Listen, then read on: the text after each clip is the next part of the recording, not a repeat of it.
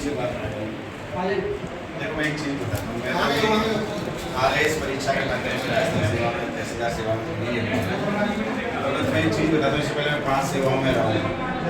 सेना में मैंने नौकरी की, असिस्टेंट कमांडेंट में रहा हूँ, थानेदार में रहा हूँ, पटवारी में रहा हूँ, स्कूल भी चलाता हूँ।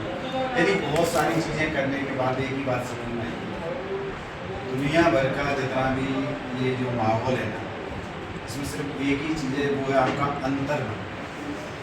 ये लाइब्रेरी सिर्फ आपको ये नहीं जोड़ती है कि आप कितना बाहर से प्राप्त करते हो, ये आपके अंतर्मन की उस चेष्टा को बताती है कि आप एकांत में बैठ के कितना पढ़ पाते हैं, है ना।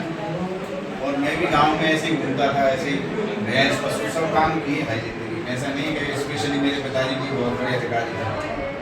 तो कई बार आपका राइज धीरे धीरे होता है, स्लोली होता है। आज मैं कलेक्टर साहब के साथ उठता बैठता हूँ, दिन भर में 2-4 MLA सब फोन फान भी करते हैं। तो ये सब कोई वैसे नहीं किया कि मैंने कोई बहुत ज़्यादा भाग दौड़ करके किसी के पैर छूके किया है या किसी को पैसे दे दिए। ये सब इस शिक्षा के माध्यम से मिला है। और इस शिक्षा में जो सबसे बड़ी महत्वपूर्ण चीज़ है, एकांत में बैठ के आप कितना पढ़ते हैं। क्योंकि ट्यूशन में जो पढ़ाता है ना, वो व्यक्ति क्या पढ़ाता है, उसके पास जितना सीमित ज्ञान है उसमें से कुछ बचा कुछ ज्ञान आपको दे पाए। किताब जो होती है, किताब क्या होती है, किस गहनता के साथ बनती है, गंभीरता के साथ बनाई जाती है। और उसको पढ़ते हैं ना जब हम एक साथ, क्योंकि उसमें क्रमिकता होती है बातों में। आप कभी भी किताब पढ़ेंगे तो आप देखेंगे, जैसे आपकी NCERT की किताबें चलती हैं आजकल, उसमें एक लाइन पूरी लाइन चलती है कि राम ने एक खाना खाया है, उसके बाद चलते हैं, जाते हैं। यानी एक पूरी प्रोसेस चलती है, जिसकी वजह से क्या होता है, मस्तिष्क में पूरी कहानी छप जाती है। और जब हम शॉर्ट नोट्स पढ़ते हैं तो चीज़ें भूल जाते हैं, क्योंकि चीज़ें क्या होती हैं, टुकड़ों में आती हैं।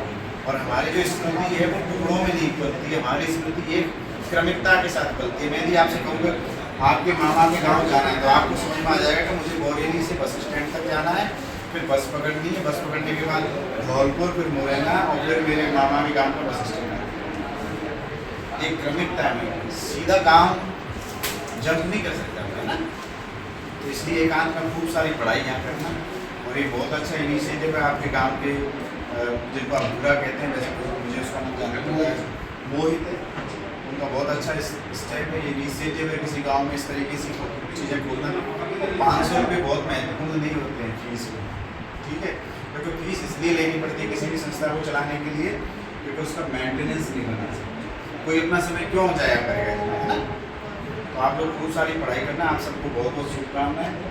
और गांव में भी सोचना, एक बार थोड़ी सी मदद करना गांव की, कि गांव में रास्ते में पत्थर ना डालें, मिट्टियाँ ना डालें, क्योंकि इससे गांव अवरुद्ध होता है। जिस रास्ते में अवरुद्ध होते हैं उन गाँवों का धीरे धीरे विकास नीचे की तरफ निकल जाएगा, ठीक है। बहुत बहुत शुभकामनाएं। बोल बालाजी महाराज की जय, बोल सियावर रामचंद्र भगवान की जय, बोल उमापति महादेव की जय।